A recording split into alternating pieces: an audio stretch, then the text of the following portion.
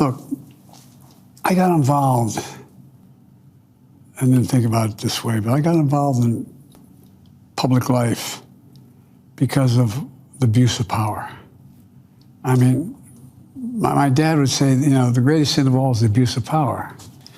And, I mean, all kidding aside, did you ever think at the point where you weren't sure who the editors were? Who's out there saying, no, you can't print that? You can't say it's not true. These people from the Biden administration would call up our team and like scream at them and curse, and it's like these documents it's all kind of out there. Oh, did you record any of those phone calls? I don't think we but I think I want to listen. I mean, there are emails. the emails are published. It's all kind of out there, and they're like, and basically it just got to this point where we were like, no, we're not gonna take down things that are true. That's ridiculous. They want us to take down this meme of Leonardo DiCaprio looking at a TV talking about how 10 years from now or something, you're going to see an ad that says, okay, if you took a COVID vaccine, you're eligible for, for this kind of payment, like this sort of like class action lawsuit type meme. And they're like, no, you have to take that down. And we just said, no, we're not going to take down humor and satire. We're not going to take down things that are true. And then at some point, I guess, I don't know, it flipped a bit. I mean, Biden, when he gave some statement at some point, I don't know if it was a press conference or to some journalists, where he basically was like, these guys are killing people. And I don't know, then like all these different agencies and branches of government basically just like started investigating, coming after our company. It was brutal. It was brutal. Wow. I want to warn the country of some things that give me great concern.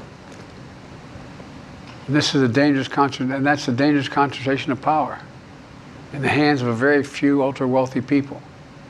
And the dangerous consequences if their abuse of power is left unchecked.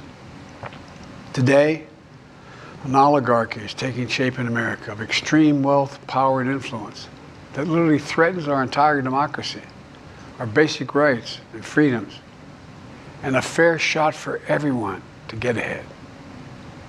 We see the consequences all across America, and we've seen it before. It's also clear that American leadership in technology is an unparalleled source of innovation that can transform lives. We see the same dangers of the concentration of technology, power, and wealth. You know, his farewell address, President Eisenhower spoke of the dangers of the military-industrial complex. He warned us then about, and I quote, the potential for the disastrous rise of misplaced power, end of quote. 6 decades later, I'm equally concerned about the potential rise of a tech-industrial complex that could pose real dangers for our country as well. Americans are being buried under an avalanche of misinformation and disinformation, enabling the abuse of power. The free press is crumbling. Editors are disappearing.